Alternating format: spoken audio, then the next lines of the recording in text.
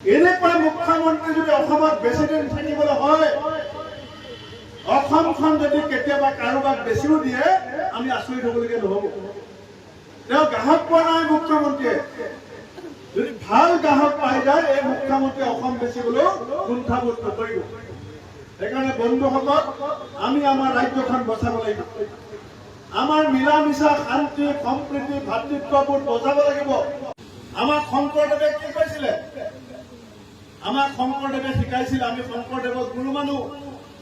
শংকৰদেৱে শিকাইছিল, তেওঁ যেতিয়া ধৰ্মসভাত বৰপেটাত নামঘৰ সাজি বহিছিল, তাত নগাৰ নৰোত্তমক বহাইছিলে, গাৰুৰ গোবিন্দক বহাইছিলে, মিচিঙৰ পৰমানন্দক বহাইছিলে, চিৰুৰ কাষ্টৰ পুৰুষোত্তমক বহাইছিলে আৰু মুছলমানৰ চামখাইকো কাষত বহাইছিলে।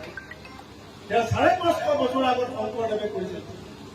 আজান ফকীৰে আমাক কি শিকাইছিল?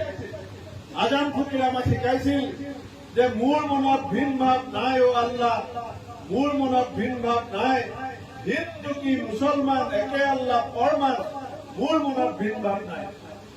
আমি আজান ফকীৰৰ কথা শুনিম, আমি শংকৰদেৱৰ কথা শুনিম, নে আমি হিমন্ত বিশ্ব বিজেপি RSSৰ কথা শুনিম? এই কথা আমি সকলোৱে মিলি সিদ্ধান্ত ল'ব লাগিব। কবি গুৰু ৰবীন্দ্ৰনাথে গানত লিখিছিল, আমাৰ ডক্টৰ ভূপেন হাজৰিকাই গানত গাইছিল যে কিছু ল'ব লাগে, কিছু দিব লাগে, জিম যাবলৈ হ'লে। SIT যেতিয়া তেওঁৰ এনকুৱাৰী হ'ব, চিণ্ডিকেটৰ নামত কৰা লুটপাটৰ প্ৰত্যেকটো পইচা ৰাজভঁৰাললৈ ঘূৰাই নাও। এতিয়া যিমান লুটপাট কৰিছে কৰি থাকক। কংগ্ৰেছ চৰকাৰ হোৱাৰ ১০০ দিনৰ ভিতৰত অসমত SIT আমি গঠন কৰিম আৰু এই লুটপাটৰ পইচা চব অসমৰ ৰাইজৰ ৰাজভঁৰাললৈ। এনেকুৱা মুখ্যমন্ত্ৰী যদি অসমত বেছিদিন থাকিবলৈ হয়, অসমখন যদি কেতিয়াবা কাৰোবাক বেছিও দিয়ে আমি আচৰিত হ'বলগীয়া নহ'ব। তেওঁ গ্ৰাহক পোৱা নাই মুখ্যমন্ত্ৰীয়ে। যদি ভাল গ্ৰাহক পাই যায় এই মুখ্যমন্ত্ৰীয়ে অসম বেছিবলৈও কুণ্ঠাবোধ নকৰিব। সেইকাৰণে বন্ধুসকল, আমি আমাৰ ৰাজ্যখন বচাব লাগিব। আমাৰ মিলা মিছা শান্তি সম্প্ৰীতি ভাতৃত্ববোধ বচাব লাগিব। আমাক শংকৰদেৱে কি কৈছিলে?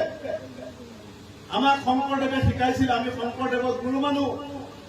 শংকৰদেৱে শিকাইছিল, তেওঁ যেতিয়া ধৰ্মসভাত বৰপেটাত নামঘৰ সাজি বহিছিল, তাত নগাৰ নৰোত্তমক বহাইছিলে, গাৰুৰ গোবিন্দক বহাইছিলে, মিচিঙৰ পৰমানন্দক বহাইছিলে, চিৰুৰ কাষ্টৰ পুৰুষোত্তমক বহাইছিলে আৰু মুছলমানৰ চামখাইকো কাষত বহাইছিলে। সেয়া ৫৫০ বছৰ আগত শংকৰদেৱে কৈছিল। আজান ফকীৰে আমাক কি শিকাইছিল? আজান ফকীৰে আমাক শিকাইছিল যে মোৰ মনত ভিন ভাৱ নাই অ' আল্লাহ, মোৰ মনত ভিন ভাৱ নাই, হিন্দু কি মুছলমান একে আল্লাহ ফৰমান, মোৰ মনত ভিন ভাৱ নাই। আমি আজান ফকীৰৰ কথা শুনিম, আমি শংকৰদেৱৰ কথা শুনিম, নে আমি হিমন্ত বিশ্ব বিজেপি RSSৰ কথা শুনিম? এই কথা আমি সকলোৱে মিলি সিদ্ধান্ত ল'ব লাগিব। কবি গুৰু ৰবীন্দ্ৰনাথে গানত লিখিছিল, আমাৰ ডক্টৰ ভূপেন হাজৰিকাই গানত গাইছিল যে কিছু ল'ব লাগে, কিছু দিব লাগে, জিম যাবলৈ হ'লে। SIT যেতিয়া তেওঁৰ এনকুৱাৰী হ'ব, চিণ্ডিকেটৰ নামত কৰা লুটপাটৰ প্ৰত্যেকটো পইচা ৰাজভঁৰাললৈ ঘূৰাই নাও। এতিয়া যিমান লুটপাট কৰিছে কৰি থাকক। কংগ্ৰেছ চৰকাৰ হোৱাৰ ১০০ দিনৰ ভিতৰত অসমত SIT আমি গঠন কৰিম আৰু এই লুটপাটৰ পইচা চব অসমৰ ৰাইজৰ ৰাজভঁৰাললৈ আমি ঘূৰাই আনিম।